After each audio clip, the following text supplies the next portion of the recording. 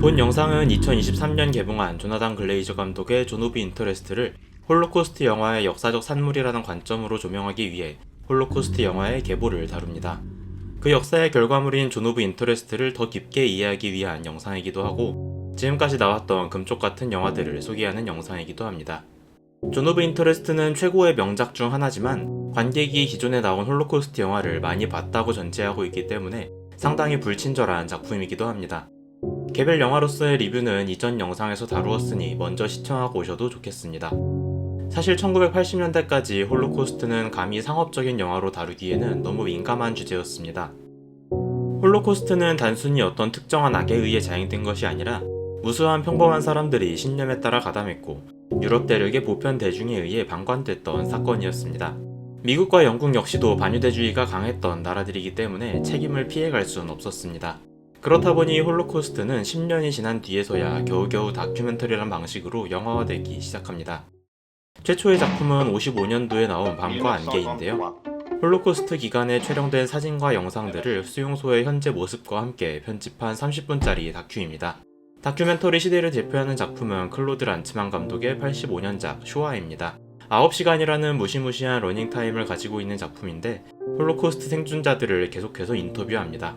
그래도 40년이 지났기 때문에 인터뷰라도 할 수 있었던 것이죠. 쇼아의 란츠만 감독은 홀로코스트가 다큐멘터리를 벗어나지 못한 이유에 대해 홀로코스트를 잔혹한 픽션 영화로 다루면 관객을 충격에 빠뜨리기에는 충분하다. 하지만 홀로코스트를 묘사하기에는 충분히 충격적이지 못하다. 라고 말하기도 했습니다. 그런데 사실 홀로코스트 영화가 변화할 조짐은 이미 나타나고 있었습니다. 1978년 헐리우드에서 낸 홀로코스트라는 제목의 4부작 드라마가 히트를 쳤기 때문입니다. 미국 사람 절반 이상이 이 드라마를 본 데 이어서 심지어 서독으로 수출해서도 흥행에 성공합니다. 드라마는 2시간짜리 에피소드 4개로 구성되어 있는데요. 부유했던 유대인 가족이 겪는 비극을 한쪽에서 보여주고 다른 한쪽에서는 출세지향적인 관료로 묘사된 나치 게슈타포 2명의 삶을 교차시킵니다. 그 둘 중 하나가 그 유명한 아이히만인데 그에 관해서는 뒤에서 다룰 예정입니다. 유대인 상점에 대한 집단 린치가 이루어졌던 수장의 밤에서부터 아우슈비츠까지 중요한 사건들을 훑어 지나가는데요. 전체적으로 가볍고 밝은 톤을 유지한다는 점에서 이게 대중들에게 쉽게 받아들여졌다는 사실이 다소 놀랍습니다.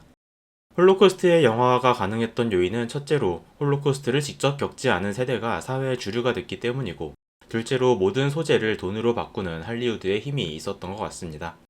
그리고 15년이 지난 1993년에 역사적인 작품이 탄생하는데 바로 스티븐 스필버그 감독의 쉰들러 리스트입니다.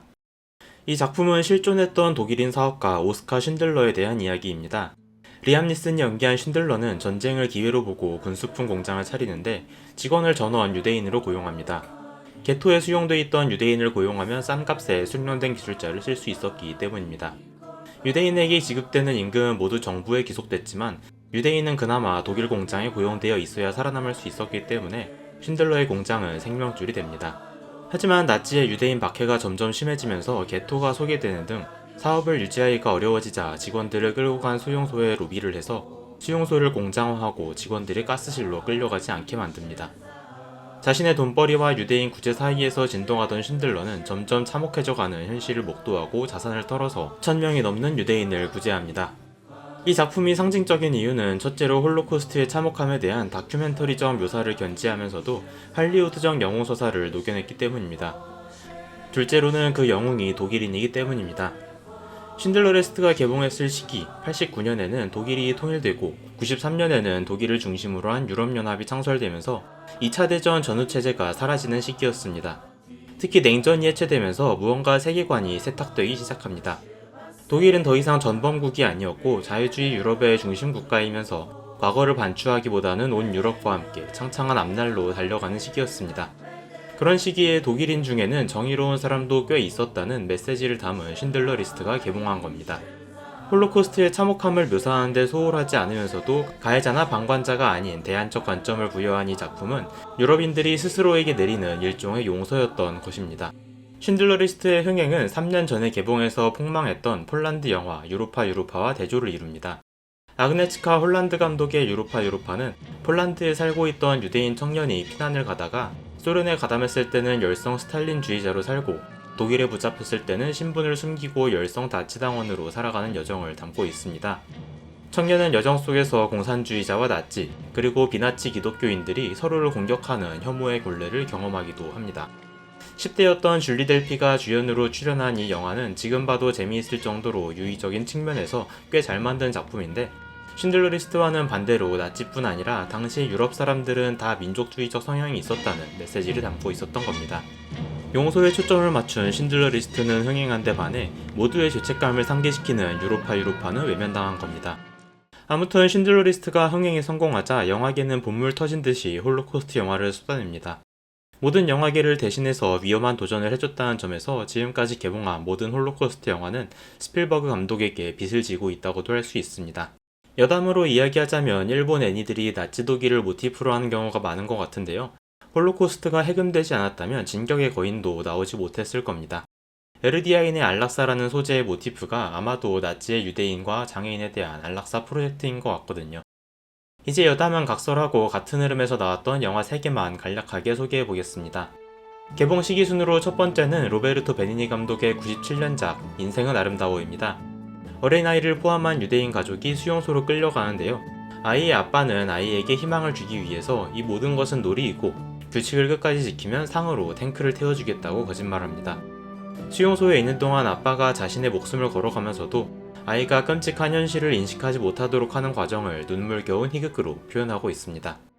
다음은 피터 카소비츠 감독의 99년작 제이콥의 거짓말입니다. 신들러 리스트가 홀로코스트에서 서부정화식 영웅 캐릭터를 입혔다면 제이콥의 거짓말은 로빈 윌리엄스라는 장르를 입힙니다. 게토에 갇혀서 희망 없는 삶을 살던 제이콥은 군 사무실에 끌려갔다가 우연히 소련군이 폴란드까지 진입했다는 라디오 뉴스를 듣게 됩니다. 제이콥이 자신이 들은 것을 발설하자 사람들은 제이콥이 라디오를 가지고 있다고 오해하고 계속 정보를 요구합니다. 제이콥은 라디오를 들은 것 자체만으로도 처형감이었기 때문에 안전하게 진실을 밝힐 것인지 거짓말이라도 해서 사람들에게 희망을 줄 것인지 고민의 기로에 놓이는 이야기입니다. 그 어떤 상황도 따뜻한 공간으로 꾸며낼 수 있는 로빈 윌리엄스의 미소의 힘을 제대로 느낄 수 있는 작품입니다. 세 번째는 로만 폴란스키 감독의 2002년작 피아니스트입니다. 21세기 작품이긴 하지만 맥락상으로 20세기로 묶었습니다. 폴란드의 유대인 피아니스트 슈필만의 실화를 바탕으로 제작됐는데요. 게토에 수용된 슈필만이 게토 안팎에서 생존을 위해 고독하게 분투하는 내용입니다. 생존이 위협받는 극한의 상황과 사치를 상징하는 음악이 대비를 이루기도 하고 그 현실이 쇼팽의 음악을 통해 상징적으로 표현되기도 합니다. 주인공의 삶이 스스로의 선택이 아니라 운 또는 운명에 의해 흘러가고 주인공을 특별한 사람으로 취급하지 않는다는 점에서 앞의 작품들과는 차이가 있고 개인적으로 가장 추천하는 작품입니다. 이상의 작품들은 모두 가해자를 파렴치한 악이자 평면적인 캐릭터로 설정하고 그렇지 않은 보편적인 사람들과 경계를 긋는다는 점에서 공통적입니다. 더불어서 모든 영화들이 45년 종전으로 마무리된다는 점에서 명확한 해피엔딩을 설정하기도 합니다. 21세기로 넘어가면서 점점 가해자의 심경을 구체적으로 파헤치기 시작하는데 그렇다고 90년대 작품들이 못났다는 이야기는 절대 아닙니다. 일단 최고의 유의성을 가지고 있으면서도 이런 작품들이 있었기 때문에 이후에 모든 것이 있었다고 말할 수 있습니다. 이제 본격적인 21세기로 넘어가 보겠습니다. 이제 등장할 영화들은 모두 한나 아렌트라는 학자의 예루살렘의 아이히만 악의 평범성에 대한 보고서라는 책의 시선 또는 그에 대한 논쟁을 바탕으로 하고 있습니다. 이 책은 홀로코스트의 주요 책임자였던 아돌프 아이히만이 전후에 은거했다가 1960년에 이스라엘 첩보기관에 체포되면서 시작된 재판에 대한 에세이입니다. 홀로코스트에 대한 전범 재판은 이미 45년 뉘른베르크 재판으로 다뤄졌지만 아이히만의 경우 15년이라는 세월이 지나고 학자들이 홀로코스트의 충격으로 인한 마비 상태에서 벗어나서 이 비극의 원인을 객관적으로 규명하려는 노력이 가능했던 시기에서 진행됐습니다. 아렌트의 주장은 크게 두 가지입니다. 주된 이야기는 재판 기간 동안 관찰한 아이히만이 놀랍도록 평범한 출세지향적인 인물이었다는 것입니다. 유대인 박해 초기에 그는 사회적 흐름에 따라 유대인을 추방하는 방향에 동의하면서 관료전 역할을 수행하고 추방에서 격리로 또다시 학살로 정책이 전환되는 과정에서 단지 자신에게 주어진 과업을 가장 효과적으로 수행해서 승진과 명예를 누리겠다는 목표에 따라 행동했습니다. 그 과정에서 유대인에 대한 연민을 품기도 하고 학살 과정에서 상당한 도덕적 스트레스를 받기도 하지만 명령에 따른다는 상위 가치에 의해 그 스트레스는 자신이 희생적으로 감내해야만 하는 것으로 인식했습니다.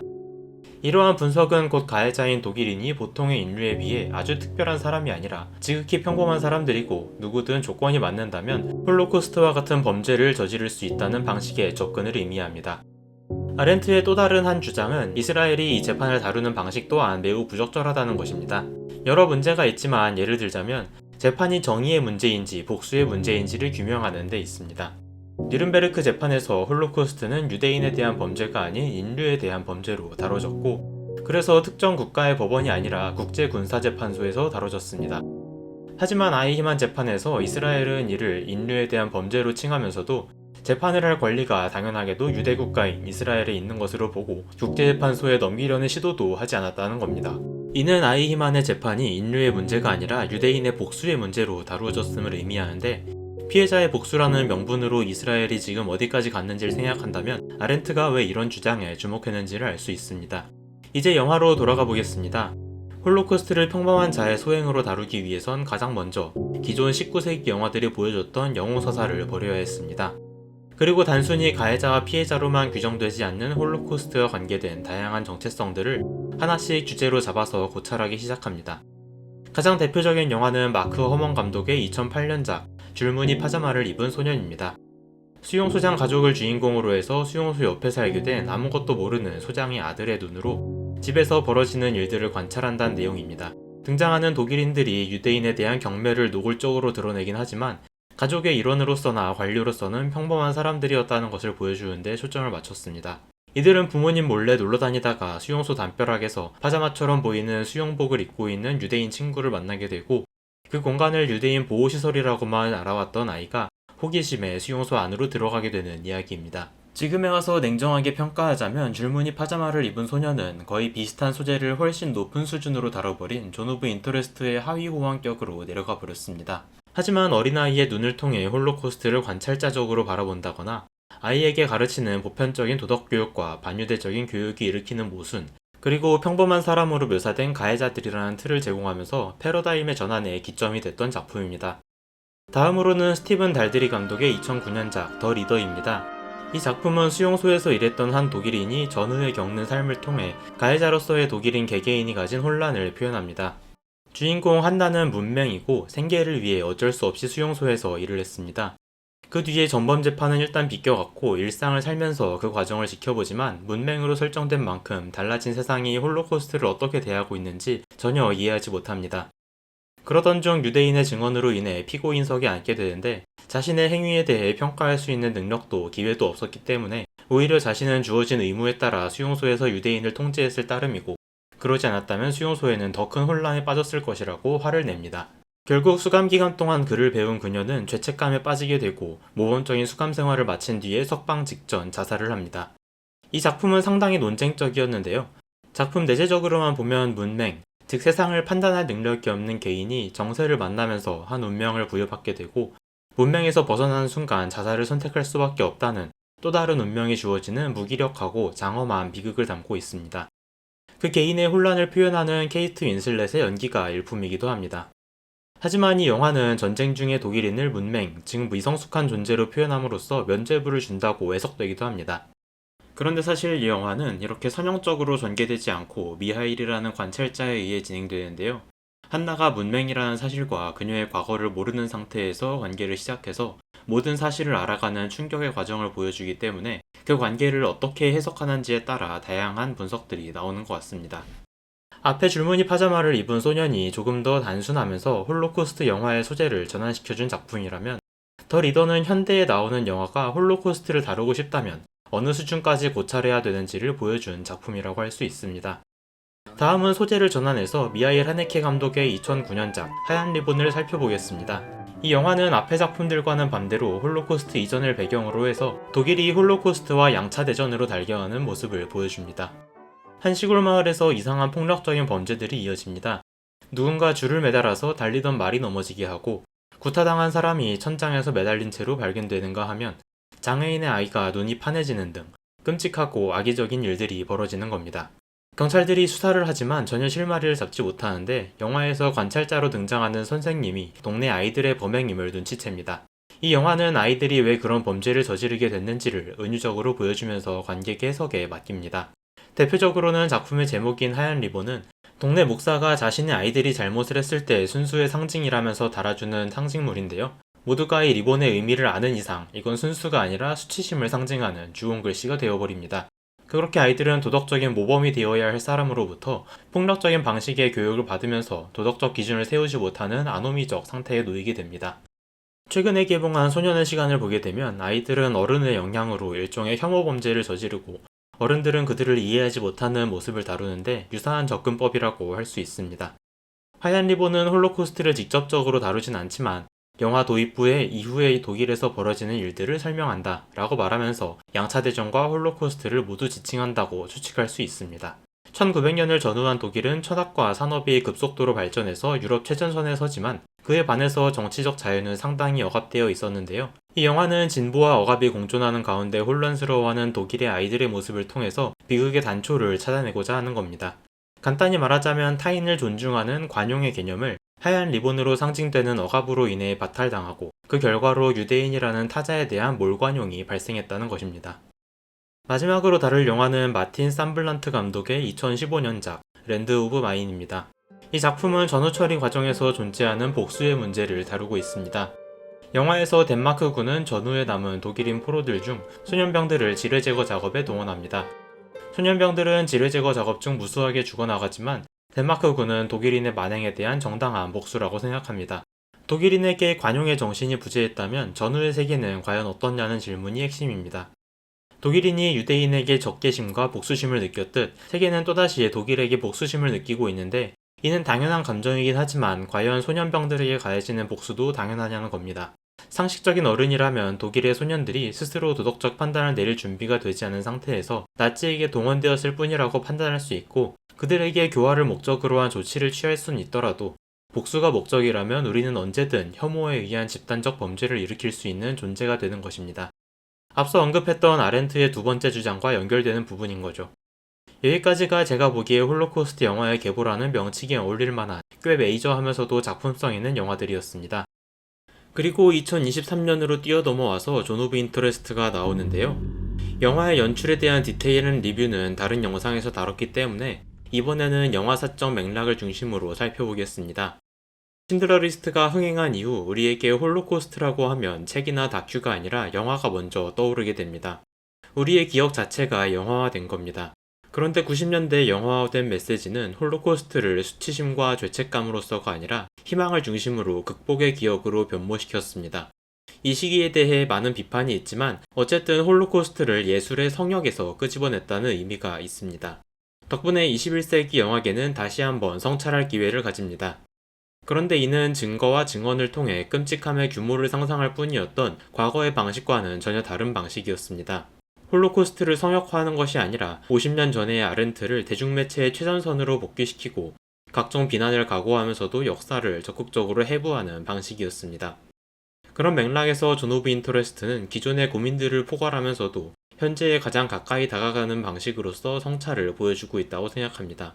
앞의 작품들이 대체로 특정한 관찰자의 시선을 취하고 있다면 이 영화는 관객을 곧 관찰자로 둠으로써 각자의 판단을 강요합니다. 영화는 많은 부분을 관객의 상상에 맡기고 관객은 그동안 봐왔던 홀로코스트에 대한 영화, 책, 그리고 자신의 고민을 모두 끄집어내게 됩니다. 예를 들어 저는 이 영화를 보는 내내 사울의 아들이라는 영화가 겹쳐져서 보였습니다. 이 영화가 주는 불편함을 한 단계 구체화하면 외면이 됩니다. 관객에게는 뻔히 보이고 있는 것을 등장인물들은 외면하고 있다는 사실에서 오는 불편함입니다. 이는 관객이 영화관 밖에서 가지고 있던 외면의 기억을 불러옵니다. 언제나 눈에 보였고 귀에 들렸지만 외면했던 각자의 기억들이죠. 감독은 이스라엘의 문제에 주목한 것으로 보이지만 관객의 경험에 따라 어떤 기억도 해당될 수 있습니다. 등장인물이 몽유병과 구토라는 방식으로 잊어왔던 외면의 대상을 끄집어내고 있는 것처럼 관객도 이 영화를 통해 외면의 대상을 끄집어내고 그 두 시선이 영화를 마지막에서 만나게 되는 겁니다. 그렇기 때문에 저는 이 영화가 연출력뿐 아니라 그 메시지에서도 기존 영화들에서 한 단계 나아간다고 보았습니다. 여기까지가 제가 준비한 홀로코스트 영화의 계보였고요. 오늘 다루지 않은 영화들 중 추천할 만한 작품들은 나중에 따로 다뤄보겠습니다. 그러면 오늘날까지 욕먹을 각오로 탄생했던 여러 작품들에 감사한 마음을 가지면서 영상을 마치겠습니다. 시청해주셔서 감사합니다.